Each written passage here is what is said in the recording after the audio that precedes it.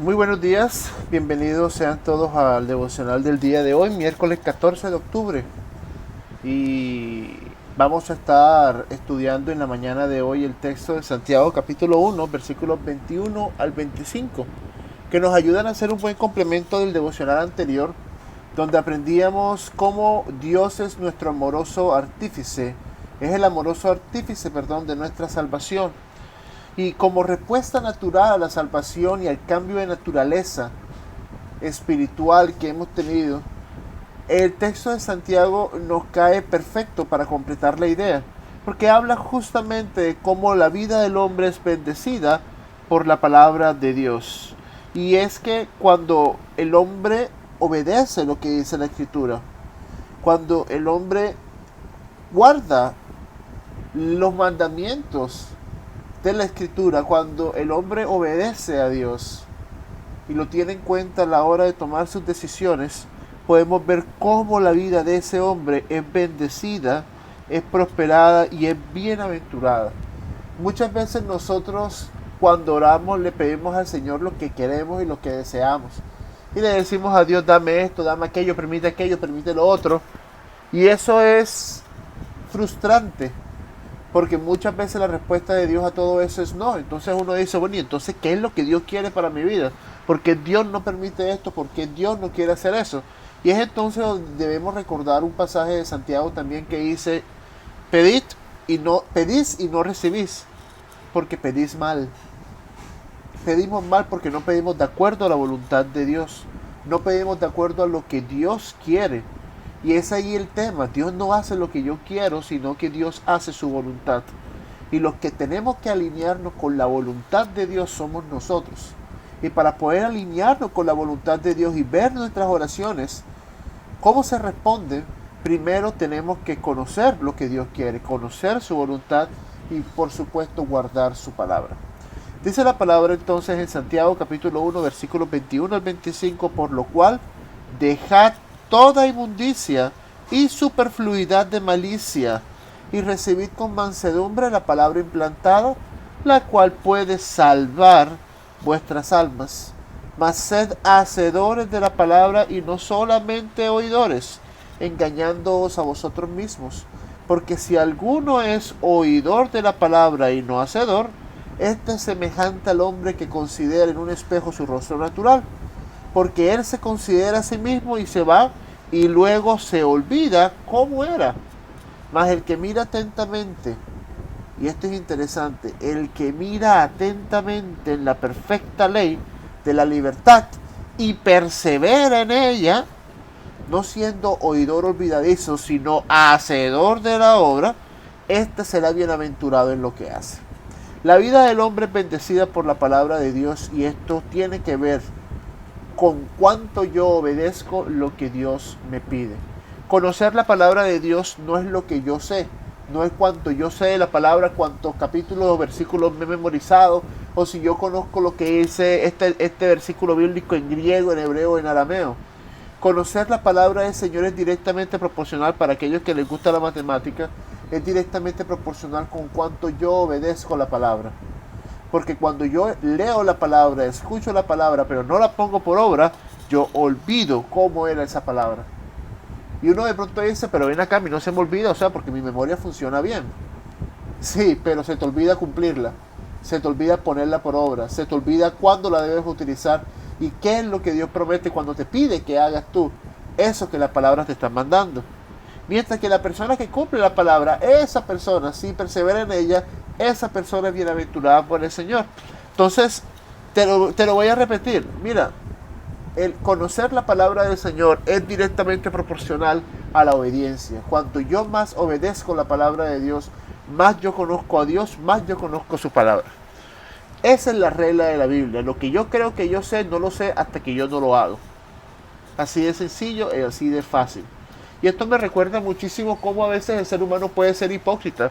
Recuerdo que hace unos años mi papá nos contaba una historia que aquí donde vivimos en la ciudad, antes de vivir en nuestra casa, vivíamos en un edificio. Y cierto día llegamos a la casa nuestra, nuestro apartamento en ese edificio, y encontramos que nos habían robado. Eso no era raro porque infortunadamente el sector donde vivíamos en ese entonces era bastante complicado y difícil y pues era muy común ver que la gente robara y se metiera en los apartamentos. Lo raro y lo extraño es que encontramos una estatua de la Virgen allí con unas velas prendidas. El hombre, el ladrón, estaba dándole gracias a la Virgen porque él había podido robar. Eso es absolutamente absurdo. Y sin embargo encontramos a gente haciendo eso. Encontramos cristianos que por ejemplo están haciendo negocios turbios y entonces llegan a la iglesia y dicen, ay Señor, yo quiero pedir oración por mí para que me bendigan en este negocio. Tengo un negocio que voy a iniciar para que Dios me bendiga. Y la gente ora con sinceridad por ese negocio, pensando que es un negocio legal. Y resulta de que el tipo está metido hasta en narcotráfico. Está haciendo cosas ilegales, está estafando personas, está robando terreno. Está haciendo de todo menos algo legal y algo correcto. Y sin embargo tiene el descaro de llegar a la casa de Dios y pedir oración por ese negocio. Eso es como por ejemplo cuando usted coge y llega y dice, ay no, yo quiero pedir oración porque yo necesito comprar unas cosas y necesito que salgan más baratas. Y resulta de que llega alguien y te mete algo de contrabando o te dice aquí vamos a hacer la trampa, el chanchullo, la vuelta como lo llamamos aquí en la costa. Y usted corriendo sale y dice que sí, y llega a la iglesia y da gracias a Dios porque le permitió hacer ese negocito, porque le permitió comprar esas cositas. Inclusive hay gente que ofrenda sobre lo que recibió. Mira, yo quiero darle a Dios el 10% de lo que recibí y es plata adulterada y es plata robada. Eso es una malicia e inmundicia en el alma de esa persona. Es una persona que no tiene temor de Dios y que verdaderamente no le conoce. Por eso muchas veces nosotros oramos y pedimos mal, porque no pedimos de acuerdo a la voluntad de Dios, sino que pedimos de acuerdo a lo que yo quiero y lo que deseo. Pero vamos a ver entonces qué nos dice específicamente la palabra. Lo primero que dice la Escritura es que es bienaventurado el hombre que persevera en la verdad. ¿Por qué razón? Porque la vida del hombre es bendecida por la palabra de Dios. Cuando el hombre quiere ser bendecido por esa palabra de Dios, lo primero que debe hacer es recibir con mansedumbre esa palabra de verdad. Por eso dice, dejad toda inmundicia y malicia, todo aquello oscuro, todo aquello malo, ese doble pensamiento, sentir, doble ánimo, esa doble intención. Sea sincero completamente y honesto y reciba con mansedumbre. La palabra mansedumbre lo que significa aquí es básicamente poder bajo control. Muy parecido al dominio propio. Pero aquí yo tengo la capacidad de revelarme, pero no lo hago. Y lo que hago es estar dispuesto a recibir todo lo que Dios me está mandando a mí y me está haciendo. Cuando yo soy manso, no significa que soy menso, como dice el Chavo del 8, sino que yo estoy dispuesto a recibir de Dios lo que Él me quiera dar a mí. Y eso es muy parecido al dominio propio. Pero la mansedumbre realmente tiene que ver más con el postrarme delante de Dios y recibir de parte de Dios lo que Él me quiera dar. ¿Por qué debo ser manso? Porque esa palabra que estoy recibiendo, que está siendo implantada en mí, puede salvar mi alma. Ahora usted dirá, pero ven acá y ya uno no es salvo cuando cree en Jesucristo como su Salvador. Claro que sí. ¿Y entonces a qué se refiere? Bueno, la palabra alma ahí significa vida. Estamos hablando de nuestra vida cotidiana, no de nuestra vida espiritual, porque nuestra vida espiritual ya está resuelta en Cristo Jesús, cuando creemos en Jesucristo como nuestro Salvador. Cuando estamos hablando de las almas nos referimos justamente a mi vida aquí en la tierra. El alma tiene que ver con mis emociones, con mi corazón, con mi intelecto, con mis decisiones, con la tranquilidad, la paz y la vida, inclusive la vida física que yo tengo aquí. Por eso, en el Antiguo Testamento, Dios decía, el que quiera ver largos días sobre esta tierra y el que quiera tener paz, hombre, escuche la palabra y ponga los mandamientos por obra. Porque cuando yo obedezco lo que Dios dice, Dios me está asegurando que mi alma va a ser guardada. ¿Eso significa que no voy a pasar por tribulación? No, pero significa que usted va a tener esperanza en medio de esa tribulación. ¿Significa que nada malo me va a pasar? No. No significa eso, pero significa que usted tiene la victoria en Cristo Jesús. Recordemos que Jesucristo antes de morir le dijo a los discípulos, en el mundo tendréis aflicción, pero confiad, yo he vencido al mundo. Ahora, no es solamente recibir la palabra de Dios, porque yo puedo recibir la palabra de Dios, pero dice el versículo 22, mas sed hacedores de la palabra. Si el hombre quiere ser bendecido por esa palabra que está recibiendo y quiere ser bienaventurado, tiene que evitar ser un oidor de la palabra. Y entonces tiene que convertirse en un hacedor. Si alguno es oidor de la palabra y no hacedor, este es semejante al hombre que se considera en un espejo su rostro natural, porque él se considera a sí mismo y se va y luego olvida cómo era. Y eso me recuerda mucho a esa... Yo tengo un amigo, un conocido, pues realmente, que el hombre siempre está pendiente de su apariencia física.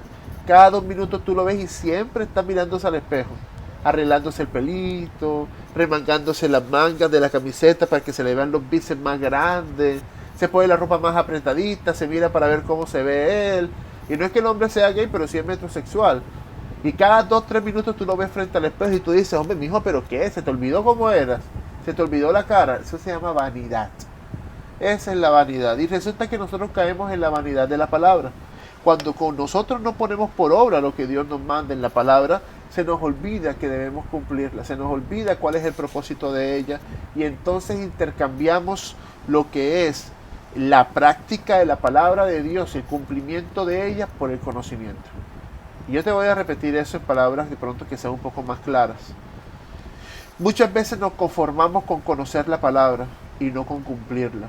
Y yo te digo algo, es preferible que usted sepa poco de la palabra, pero lo ponga por obra, a que sepa mucho. Y yo me encuentro muchas veces en esa posición. Yo conozco mucho de la palabra. He pasado por 2 seminarios y muchas veces me he encontrado desesperado y triste y deprimido y oprimido. Y no recurro ni voy a las promesas de Dios. Es justamente porque yo estoy siendo oidor de la palabra y no hacedor de ella. Y esto es una reflexión para mí. Recuerda que estos devocionales no son para ti solamente, son para mí también.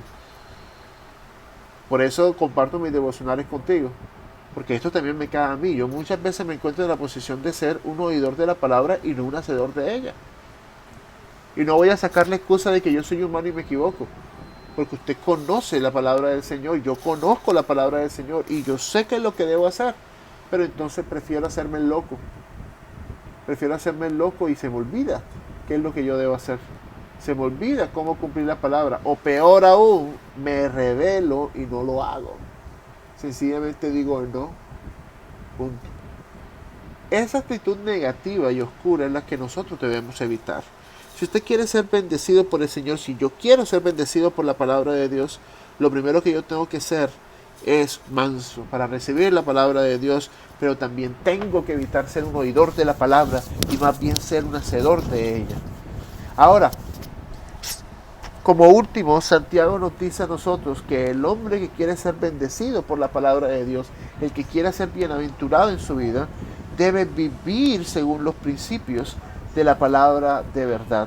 Y esto lo vemos en el versículo 25. El que mira atentamente en la perfecta ley de la libertad, mira atentamente, con cuidado, y persevera en ella, es decir, se mantiene en esa ley, no siendo oidor olvidadizo, sino hacedor de la obra, este será bienaventurado en lo que hace.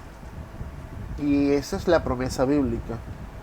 Lo que yo hago va a ser bienaventurado. Aquí ese es el momento en donde la voluntad mía se alinea con la voluntad de Dios, y es allí donde yo voy a empezar a ver respuestas a mis oraciones, porque no voy a pedir de acuerdo a lo que yo quiero, lo que a mí se me da la gana, sino que pido de acuerdo a la voluntad de Dios.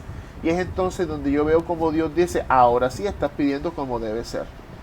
Eso es como cuando el hijo coge y dice, tengo hambre, dame agua. Y uno dice, ¿cómo se piden las cosas? Ay, mami, perdón, qué pena. Mami, ¿me regalas agua, por favor? Ay, sí. Eso es justamente lo que Dios hace con uno. Uno llega de atrevido y de alzado y le dice a Dios, dame esto. Yo he escuchado hasta predicadores que dicen, usted tiene que luchar con Dios por lo que pida. Deje de ser tan imbécil. ¿Cómo se le ocurre decir semejante estupidez?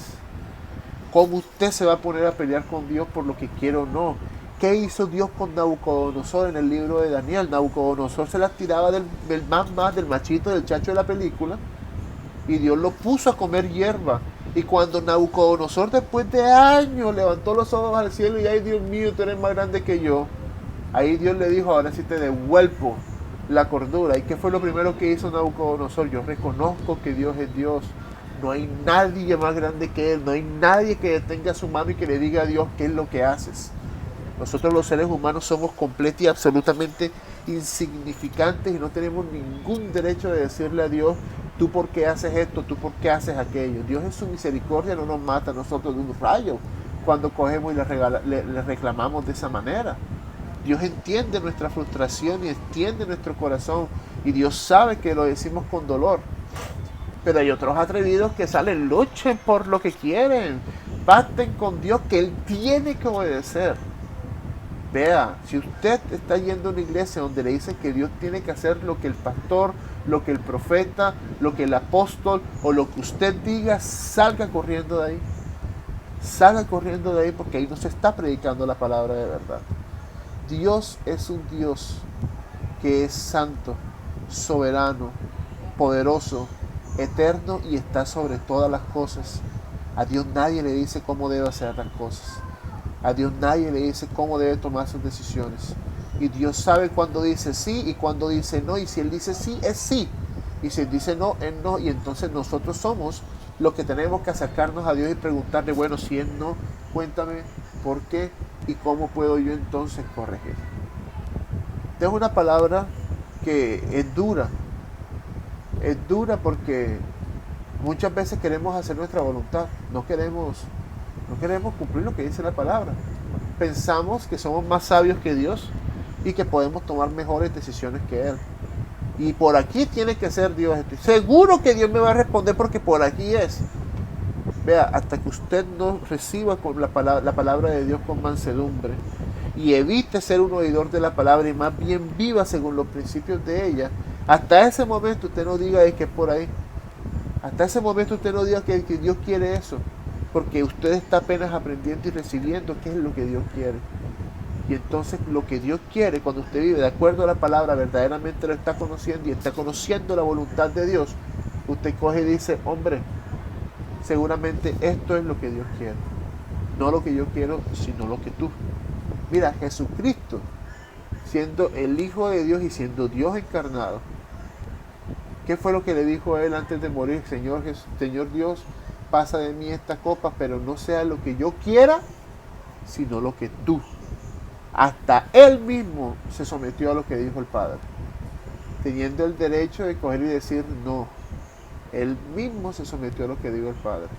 Que ese espíritu de mansedumbre que tuvo Jesucristo para recibir la voluntad de Dios y perseverar en ella, lo tengamos nosotros también. Te la dejo ahí y me la dejo también.